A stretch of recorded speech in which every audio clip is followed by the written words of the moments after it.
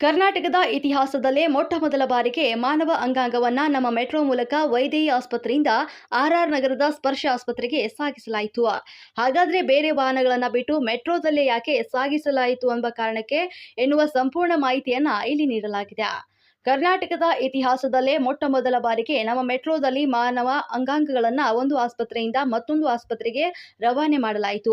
White ಫೀಲ್ಡ್ನಲ್ಲಿರುವಂತಹ Vaidehi ಆಸ್ಪತ್ರೆಯಿಂದ RR ನಗರದ ಸ್ಪರ್ಶ ಆಸ್ಪತ್ರೆಗೆ ಮಾನವ ಅಂಗಾಂಗವನ್ನು ರವಾನೆ ಮಾಡಲಾಯಿತು. ಎರಡು ಆಸ್ಪತ್ರೆಗಳ ಅಂತರ ಸುಮಾರು 30 ಕಿಲೋಮೀಟರ್ ಆಗಿದ್ದು, ರಸ್ತೆಯಲ್ಲಿ ಟ್ರಾಫಿಕ್ ಜಾಮ್ ಸೇರಿದಂತೆ ಇನ್ನಿತರ ಅಡೆತಡೆಗಳಿಂದ ವಿಳಂಬ ಆಗುತ್ತದೆ ಎಂಬ ಕಾರಣದಿಂದಾಗಿ ಈ ಮಹತ್ವದ ನಿರ್ಧಾರವನ್ನು ತೆಗೆದುಕೊಳ್ಳಲಾಗಿದೆ ಅಂತ ತಿಳಿದು ಬಂದಿದೆ.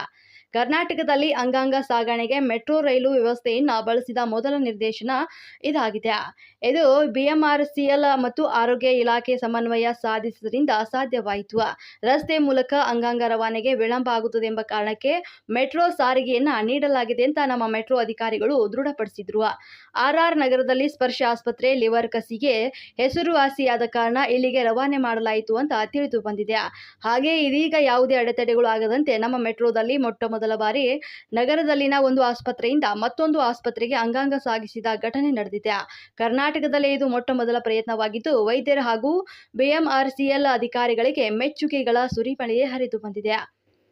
ಬೇರೆ ಊರುಗಳಿಗೆ ಪ್ರಯಾಣ ಮಾಡಬಹುದು, ಆದರೆ ಬೆಂಗಳೂರಿನಲ್ಲಿಯೇ ಪ್ರಯಾಣ ಮಾಡುವುದು ಅಷ್ಟು ಸುಲಭದ ಮಾತಲ್ಲ. ಟ್ರಾಫಿಕ್ ಜಾಮ್ನಿಂದ ವಾಹನ ಸವಾರರು ಪ್ರತಿನಿತ್ಯ ಪರದಾಡ್ತಾರೆ.